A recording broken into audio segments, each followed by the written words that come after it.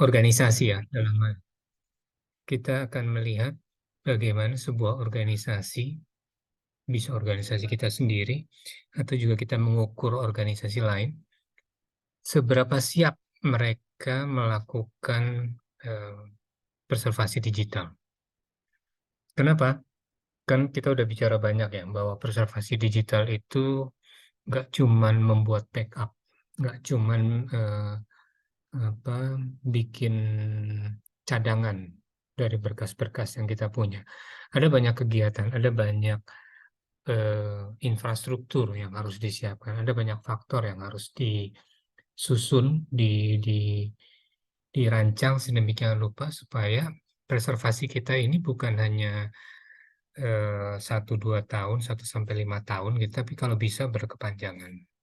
Nah, hari ini kita bicara tentang bagaimana kita mengukur atau bagaimana kita mengetahui apakah sebuah organisasi itu siap atau tidak untuk melakukan preservasi digital. Ini menarik ya, kalau kamu mau jadikan topik untuk penelitian skripsi juga, karena ternyata kita belum punya banyak data tentang hal ini. Oke, langsung saya sharing aja materi kita hari ini. Preservasi digital. Oke, jadi di layar sudah saya sertakan juga beberapa bahan bacaan yang menjadi dasar salah satu teknik, salah satu cara untuk mengukur seberapa siap sebuah organisasi melaksanakan preservasi digital. Pengantarnya dulu ya, kita tahu lah, Perpustakaan Nasional itu rujukan deposit penelitian pelestarian segala macam ya, termasuk jadi koordinator dari Pusat Jejaring Perpustakaan. Lalu, kebijakan pelestarian pustaka budaya bangsa dalam wujud koleksi deposit nasional, SSKCKR. Ada yang tahu singkatannya? SSKCKR. Ini undang-undang loh nih. Berarti kalian sebagai warga negara mau tidak mau harus tahu apa itu Undang-Undang 13 tahun 2018. Ada yang tahu? Serah, Serah penyimpan simpan. karya cetak dan karya rekam, Pak. Oke, good. Bagus. Siti Rahmadani. Nah, jadi kita memang punya undang-undang mewajibkan setiap penerbit, setiap lembaga yang menerbitkan, baik itu cetak ataupun rekaman, audio, video, untuk menyimpan depositnya di Perpustakaan Nasional. Artinya apa? Kalau karya cetak, oke lah, standar ya perpustakaan. Tapi karya rekam, ini kan mau nggak mau digital ya, elektronik. Ya udah deh, ini masuk ke jaringan bagian dari preservasi digital. Yang lebih parah lagi, 2019 ada Sisnas Iptek, Sistem Informasi Nasional Ilmu Pengetahuan dan Teknologi. Di sana bahkan yang disimpan bukan hanya publikasi, kalau SSKCKR itu kan untuk apa, karya yang sudah dipublikasikan gitu ya. Tapi kalau Sisnas Iptek ini, itu malah kalian meneliti data mentah kalian itu wajib disimpan. Jadi sekarang yang harus disimpan, terutama penelitian-penelitian yang dibiayai oleh negara, itu semua harus disimpan data mentahnya. Simpannya di mana? Silakan dibaca di Undang-Undang Sisnas. Ada banyak tempat buat nyimpen. Dan dikaitkan dengan Sisnas Iptek ini juga, maka juga ada surat edaran dari Kemendristek Dikti untuk menyimpan hasil publikasi ilmiah, maka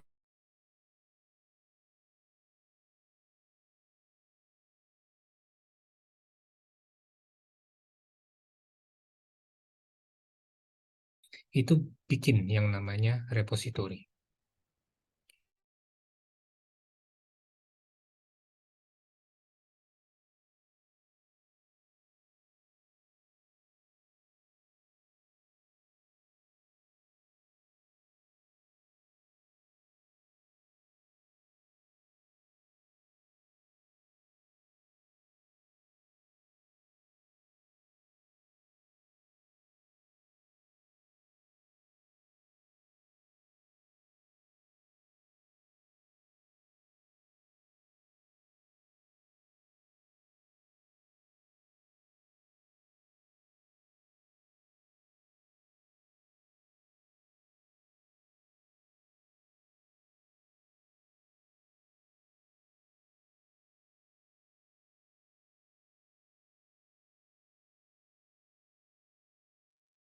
Halo, share screen saya hilang ya? Iya, Pak. Oke.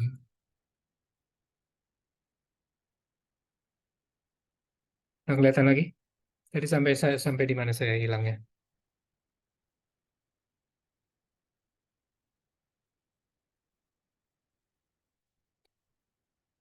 Oke, jadi sekali lagi, udah banyak repositori, udah banyak kewajiban kita harus nyimpan tadi ya. Ada undang-undang serah simpan karya cetak karya rekam, ada undang-undang Sisnas Iptek, ada lagi kewajiban RAMA atau dari Kemendikbud untuk punya repositori. Tapi kita tahu nggak sih bahwa untuk preservasi digital nggak cuma ngopi-ngopi doang, nyimpen-nyimpen doang gitu ya, ngupload doang. Karena kalau kita biarin ya kembali digital dark ages. Ada satu saat di mana file yang udah kita upload ternyata nggak bisa dibuka gitu kan.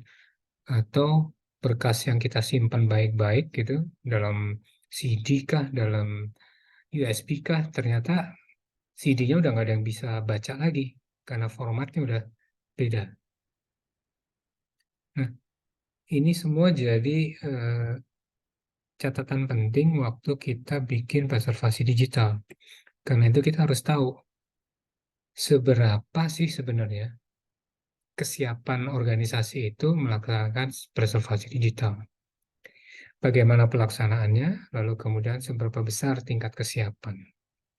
Nanti di akhir presentasi ada data hasil penelitian kakak kelas kalian, Rahijat tahun 2019, datanya dikumpulkan, 2020 dia lulus, dan itu kita bisa lihat seberapa siap sebenarnya lembaga-lembaga yang ngaku-ngaku sudah punya repositori.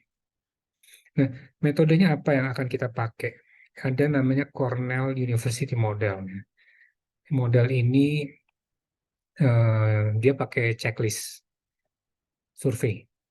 Jadi surveinya sederhana, jawabannya cuma tiga, ya, tidak, tidak tahu. Oke, dari ya, tidak tahu, kita bisa melakukan evaluasi terhadap kesiapan organisasi tersebut dan membaginya dalam 5 tingkatan kesiapan organisasi. Dokumennya ada saya sertakan di layar kalau kalian mau baca. Jadi preservasi digital itu sekali lagi eh, bukan hanya bicara membuat backup, tapi kita juga bicara tentang aspek teknologinya, aspek organisasinya, aspek sumber dayanya. Tiga-tiganya ini satu kesatuan ibarat bangku. Bangku yang kakinya ada tiga. Kalau digital preservation dianggapkan bangku berkaki tiga, maka artinya kamu nggak punya resources, tapi pengen bikin digital apa, preservasi digital. Ya, nggak mungkin bangku ini bisa berdiri dengan baik ya. Begitu juga organisasi, begitu juga teknologi. Jadi ketiga unsur ini kasarnya harus ada supaya kamu bisa punya preservasi digital yang benar-benar bisa diandalkan, bisa dipakai buat duduk bangkunya gitu loh ya. Bayangin bangku kaki tiga, satu kakinya nggak ada, atau satu kakinya rusak. Ya duduknya juga nggak enak kan, nggak nyaman gitu loh, takut jatuh. Nah itu kira-kira gambaran gampangnya ya. Nah parameternya apa? Nah dari tiga itu maka kita bisa melihat dari sudut apa kebijakan organisasi kita bisa lihat. Tadi salah satu unsurnya adalah faktornya adalah organisasi. Nah, organisasi apa yang kita lihat? Kebijakannya dan bagaimana mereka merencanakan preservasi digital. Ada nggak dokumentasi yang jelas? Ada nggak manual? Ada nggak petunjuk ya dalam bentuk kebijakan, dalam bentuk dokumen perencanaan bahwa kalian organisasi itu sedang melakukan atau akan melakukan atau mempertimbangkan preservasi digital jangka panjang. Jadi harus ada kebijakan, harus ada perencanaan yang jelas. Lalu kemudian bicara tentang apa preservasi digital tidak lepas dari teknologi, kita punya nggak infrastruktur teknologi? Atau kalaupun punya, infrastruktur macam apa yang kita punya untuk bikin preservasi, kegiatan preservasi? Oke. Dan terakhir, sumber daya. Isinya.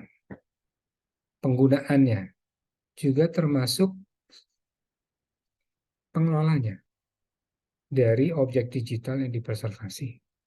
Nah, ini adalah 3 parameter tadi. 3 parameter yang isinya sebenarnya dari 3 kaki ini diterjemahkan menjadi 3 parameter. Oke? Kita bicara satu-satu. Kebijakan. Visi misinya mencantumkan nggak bahwa memang organisasi akan melakukan preservasi digital terhadap karya-karyanya. Punya nggak rencana strategis? Kalau begini, maka ini yang dilakukan. Kalau ada begini, maka begini yang dilakukan. Kalau rutin, maka minimal harus ini yang dilakukan. Nah, itu adalah bagian dari visi misi organisasi dan rencana strategis. Yang semuanya harus tertulis. Terdokumentasi lah, kalau nggak tertulis. Artinya setiap kali ada masalah, dokumentasi itu jadi rujukan. Ya, bukan, kita tidak hanya bicara tentang bagaimana kita mendigitasi, ya tahapannya apa, itu bukan bukan bukan hanya sekedar itu, tapi kita bicara tentang kebijakan dan prosedur preservasi. Apa sih kalau kita mempreservasi apa digital, berarti kan kita mikirin hak cipta dan segala macam, bagaimana menanganinya. Nah, itu kan bukan digitasi kan, bukan perkara scanning doang gitu. Dikaitkan dengan kebijakan, ada nggak penasehat atau tim ahli ya yang memang eh, memonitor, memantau kebijakan ini dijalankan atau tidak, atau bagaimana organisasi menerapkan kebijakan ini dalam kegiatan hariannya. Itu adalah beberapa unsur lagi, kita pecah lagi dari sudut kebijakan apa yang bisa kita lihat. Kalau dari teknologi banyak, yang jelas koleksinya. Koleksinya seperti apa, kita masih tahu. Nyimpennya gimana, oke? Dokumentasi dari si objek digital kita seperti apa? Apakah metadatanya lengkap, apa cuma judul doang? Kalau cuma judul doang, nanti berarti koleksi kita kan hanya bisa dicari lewat judul. Nggak bisa lewat penulis misalnya, atau tahun dipublikasikan, dan seterusnya. Lalu kemudian ini standar lah ya, ini standar perpustakaan 1, 2, 3. Yang membedakan berikutnya adalah sebenarnya siap nggak kalau ternyata hardware kita udah nggak ada lagi di pasaran, ya. Oke, kita nyimpannya pakai tape, tape backup. Tung, tape backup. Ternyata tape backupnya tahun depan udah kedaluarsa, udah nggak ada lagi yang memproduksi. Ya berarti tape backup kita nggak ada gunanya kan nantinya. Begitu juga dengan format. Format Word misalnya. Ada berapa macam format Word? Ada Word tahun 2000, bahkan ada yang sebelumnya, ya kan? DOC. Sekarang formatnya rata-rata DOCX. Nah, begitu kamu pakai software yang kuno, DOCX belum tentu bisa dibuka. Nah, itu artinya formatnya memang tidak kompatibel. Kompatibelnya ke atas ya, artinya hanya yang terbaru bisa buka yang lama. Tapi yang lama belum tentu bisa buka yang terbaru. Nah, itu berarti apa kompatibilitasnya ke depan, bukan ke belakang. Oke, integritas dan keaslian data. Nah, ini juga penting. Kalau buku ya dokumen ya udah selesai dokumennya aja kan. Tinggal dokumennya ini fotokopi atau asli gitu ya. Nah, untuk yang digital gimana? Gimana kita bisa tahu ini file asli apa sudah dimodifikasi atau tidak? Apakah data yang kita copy itu memang tidak ada yang korup, tidak ada yang rusak? Bagaimana kita menciptakan integritas? Bagaimana kita memastikan keaslian data? Ini bagian dari infrastruktur teknologi yang harus kita ukur. Dan kemudian juga dikaitkan teknologinya, seberapa besar metadata yang sudah kita buat susah-susah itu digunakan, dimanfaatkan. Nanti bisa kelihatan semuanya. Yang terakhir dari 3 kaki tadi adalah sumber daya. Kita bicara konten, kita bicara penggunaan. Di sini kita akan bicara pendanaan. Bagaimana sumber dana, ini yang paling krusial biasanya. Karena sekali lagi, kalau preservasi digital, Artinya preservasi yang lama, konvensional, mungkin tetap harus kita jalankan kalau kita masih pakai koleksi yang hybrid. Ada yang digital, ada yang tradisional. Berarti pendanaan untuk kegiatan preservasi bisa double. Preservasi untuk yang konvensional dan untuk yang digital.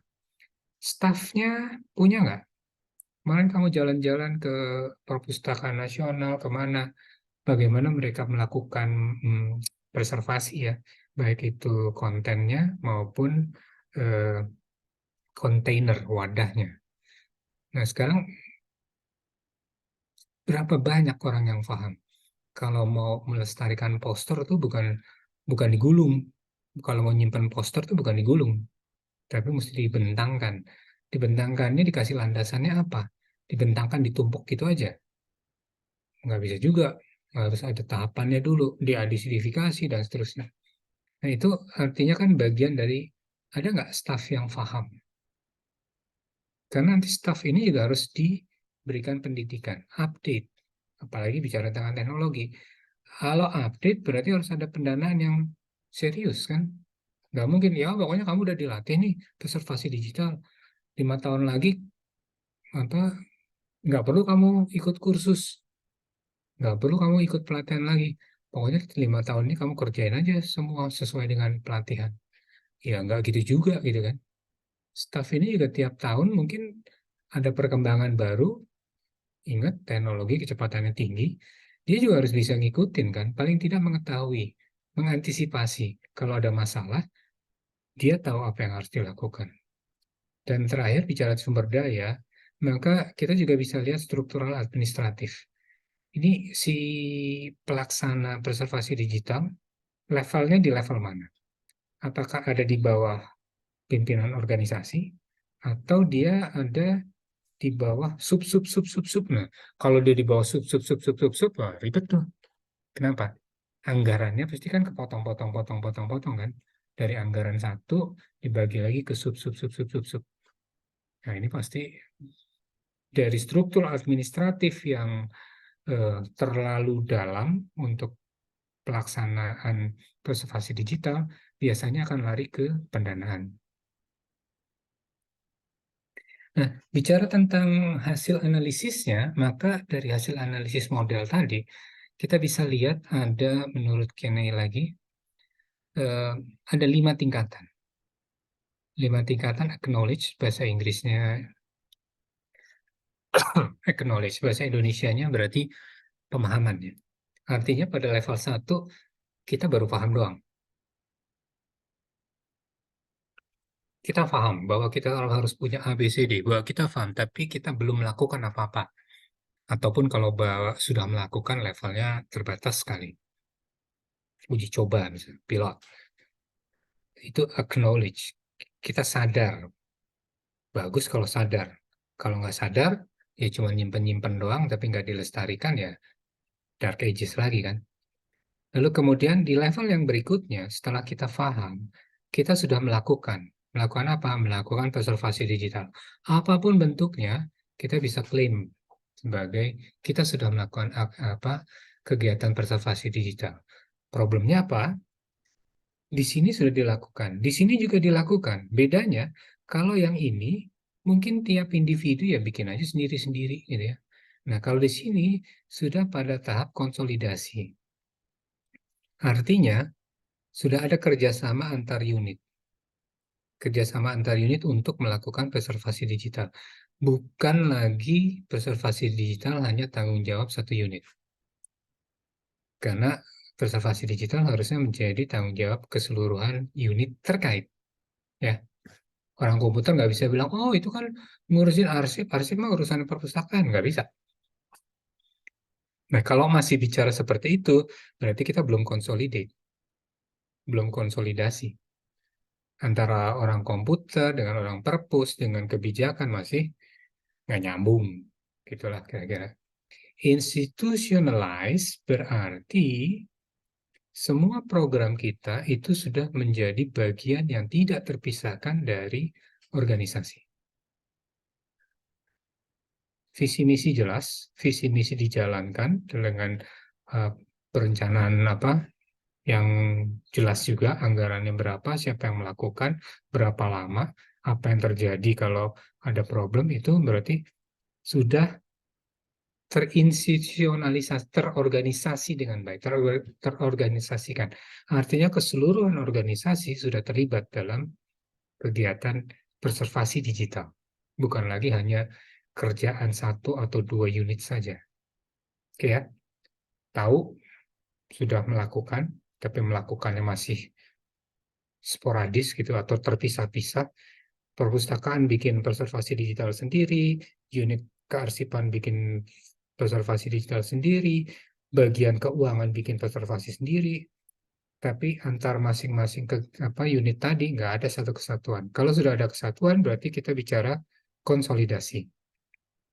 Kalau sudah terkonsolidasi, maka apakah organisasi memang mengakui itu semua dan menjadikan satu kesatuan, institusionalisasi, jadi semuanya sudah diakui, ada apa ya, ada semacam pengakuan bahwa lembaga mengakui bahwa kalau saya nggak melakukan ini, maka saya akan, dan itu diwujudkan dalam dokumen-dokumen strategis yang ada di organisasi. Nah, itu institutionalized.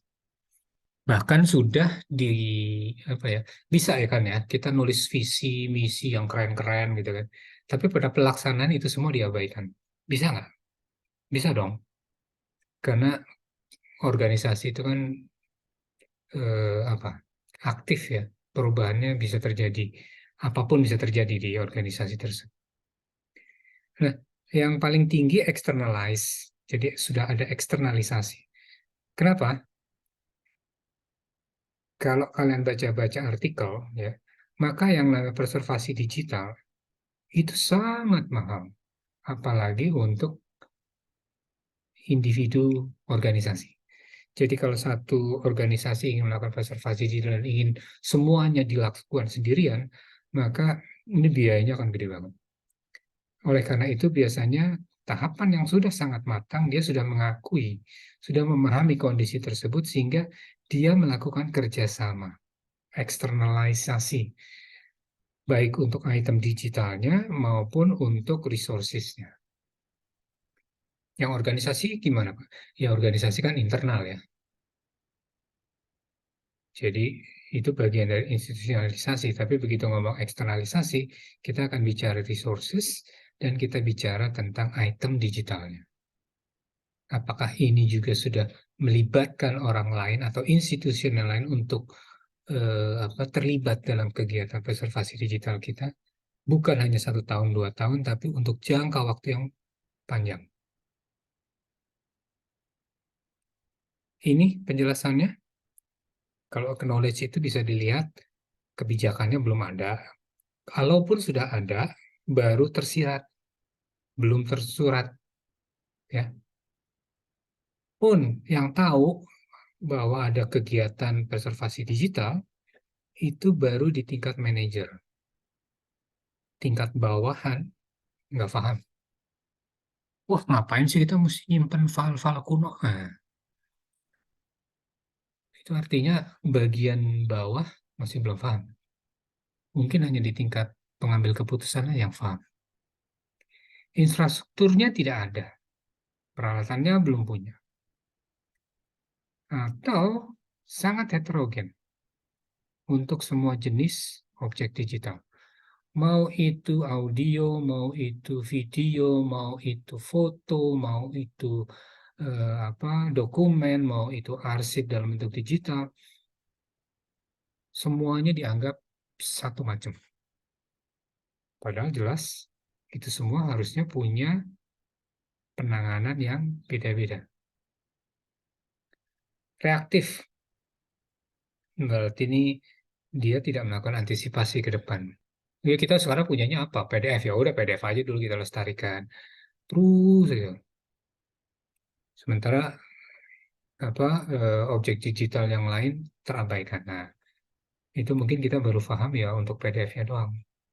Belum untuk pemahaman preservasi digital keseluruhan dari organisasi. Bagaimana menilai bahwa organisasi sudah memulai, ini bisa dibaca lagi ya. bahwa sudah ada. Kalau yang tadi infrastrukturnya sama sekali nggak ada, kalau yang di level X, kita sudah punya perangkat persyaratan teknis spesifik reaktif untuk setiap proyek udah ada. Cuman, nah dibandingkan lagi dengan yang berikutnya. Kalau bicara tentang konten digitalnya tersebar, duplikasi, ditempatkan bersama menggunakan peralatan yang ada, tapi biasanya ini tergantung proyek.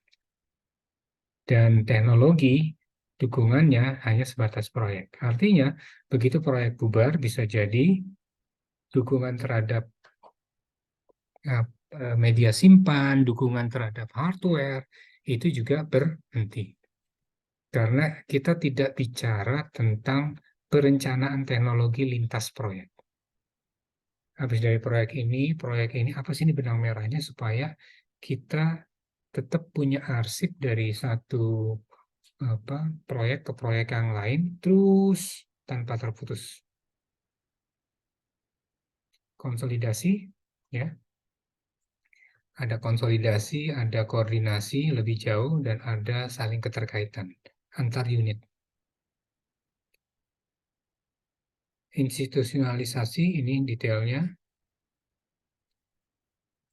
untuk konten dan penggunaan, bahkan sudah institusionalisasi kita akan memilih.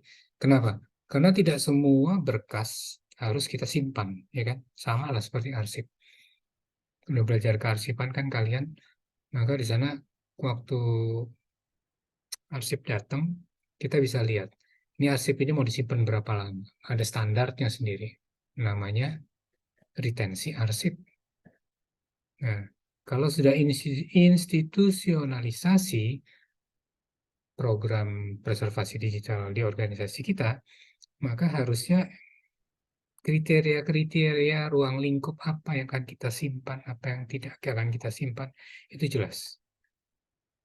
Ya, capture, ngumpulin datanya gimana, tahapannya seperti apa.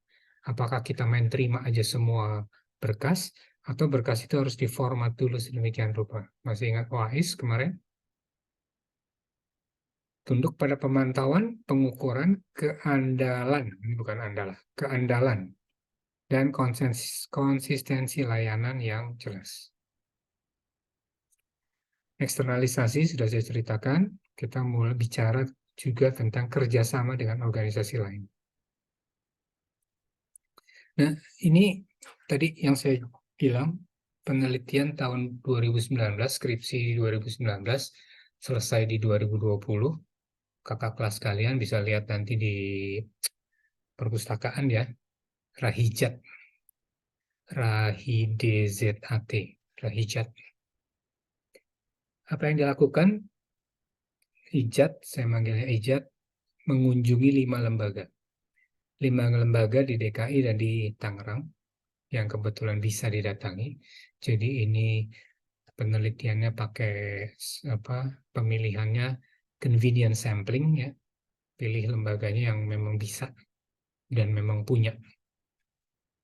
Punya apa? Punya repositori institusi untuk dikelola. Nah, dilakukan penelitian dengan metodenya Kinney tadi, dengan Trileg, dengan model surveinya Cornell, tentu dimodifikasi menjadi bahasa Indonesia, maka kalian bisa lihat ya, dari 3 faktor. Dari 3 faktor yang disarankan untuk model preservasi digital, maka kebijakan itu yang paling jelek. Sementara kalau infrastruktur teknologi, paling tinggi nilainya. Juga sumber daya berkelanjutan. Ini kalau kita bicara hanya statistik. Tapi begitu kalian gali lebih jauh, seperti yang Rahijat lakukan, setelah dia melakukan penyebaran kuesioner, dia datangin itu. Kan cuma 5. Maka kemudian dia datangin sama si pustakawannya, sama si pengelola repositori. Begitu dibahas lebih jauh, ternyata kalau bicara infrastruktur teknologi, mereka belum bicara, meskipun mereka menyatakan positif, tapi positif jangka panjang itu masih jadi pertanyaan. Oh, mereka punya peralatan terbaru dan sebagainya, tapi ditanyakan apakah ada program untuk mengganti peralatan secara rutin. Wah, itu mah kalau kita perlu aja baru diganti. Nah, harusnya kalau preservasi digital kan ada antisipasi. Paling tidak harus dilakukan evaluasi setiap 5 tahun. Diganti setelah 6 tahun misalnya. Nah, itu kan keputusan yang mesti jelas. Sudah terinternalisasi dalam kebijakan di organisasi. Begitu juga sumber daya. Ini meskipun tinggi, hampir 60% gitu, dari hasil penelitiannya si Ijat, bahwa yang disebut positif itu ternyata untuk proyek.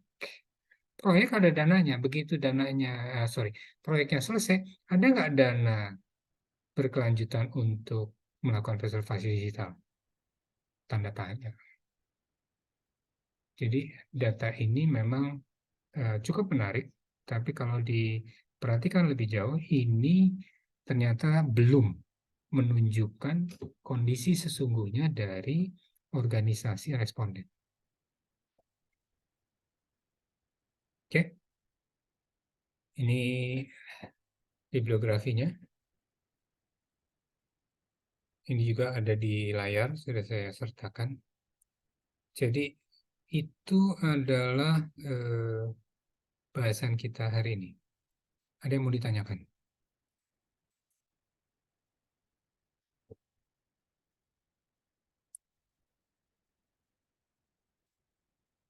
Tadi sempat ada 51 ya, 53, sorry. Sekarang 51. Gimana? Ada yang mau ditanyain nggak sampai di sini?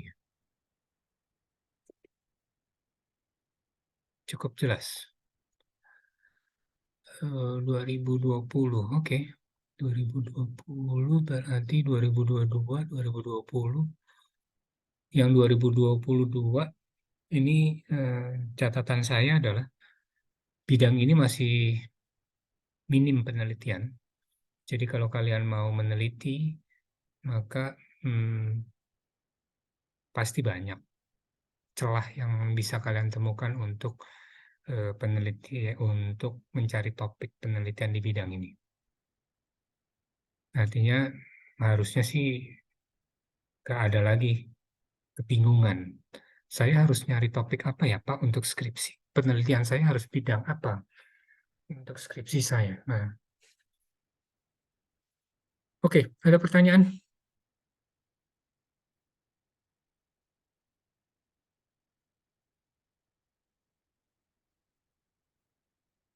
Enggak ada?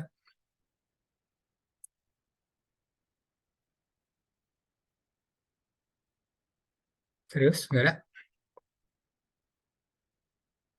Satu orang coba jawab.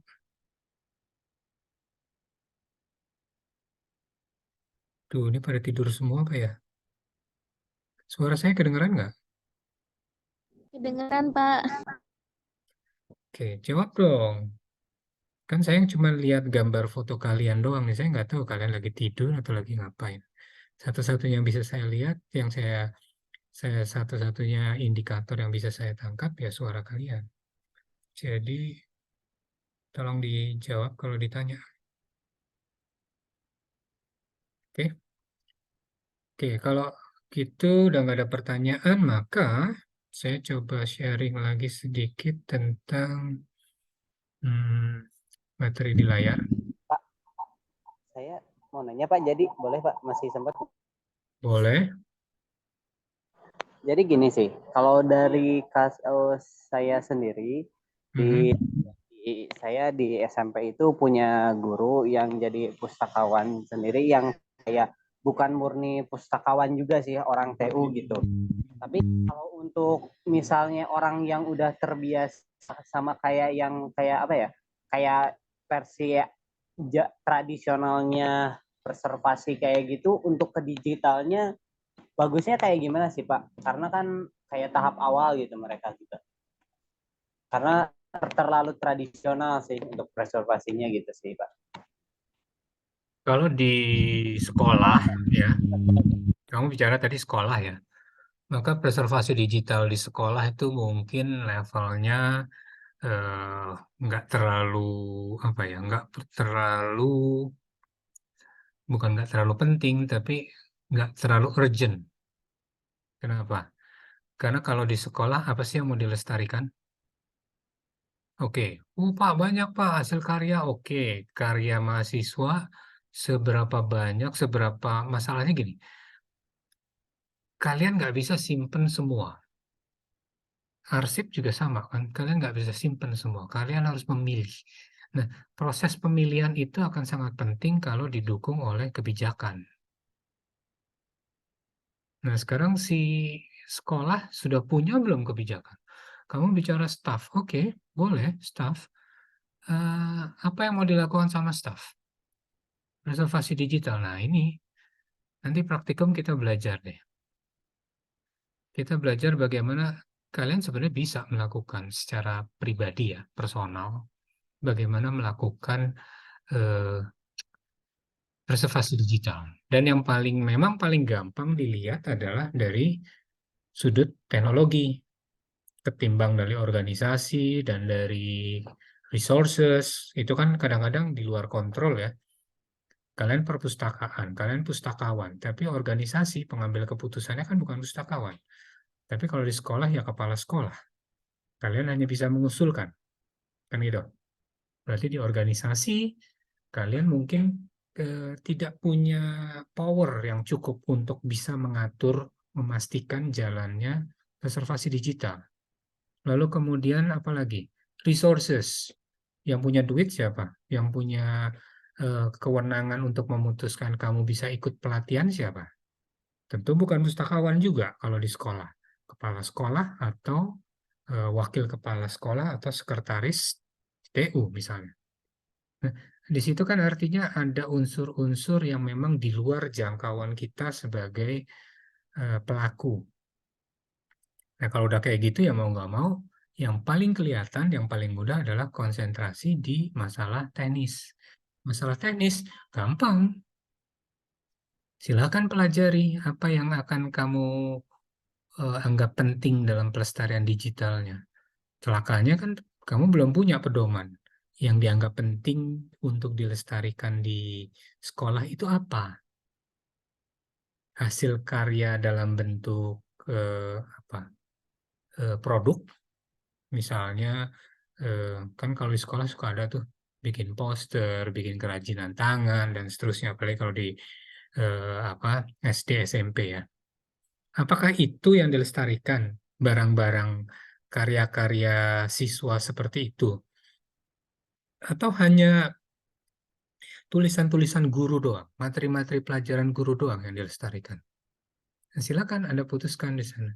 Kalau pelestarian materi guru, berarti kalian mesti pahami apa itu materi pendidikan yang diberikan di sekolah yang diajarkan oleh guru.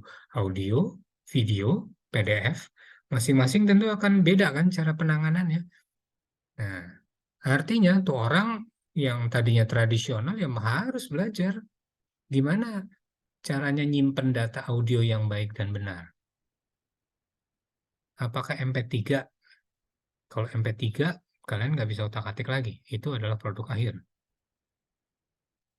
Ingat pertemuan kita pertama, bagaimana format audio itu banyak banget, tapi kita harus memilih hanya salah satu saja. Nah, dari situ juga artinya apa? Oh, banyak banget yang bisa kalian kerjakan sebenarnya dari sudut teknologi. Apa yang terbaik? Kembalikan lagi kebijakan organisasinya di mana. Gitu. Cukup? Ya Pak, cukup Pak. Terima kasih. Oke. Eh, ini di sini ada tadi ya, tentang readiness-nya, lalu tentang five organization. Saya minta kita praktikum sekarang. Saya akan mendemokan. Sorry, saya stop dulu recordingnya.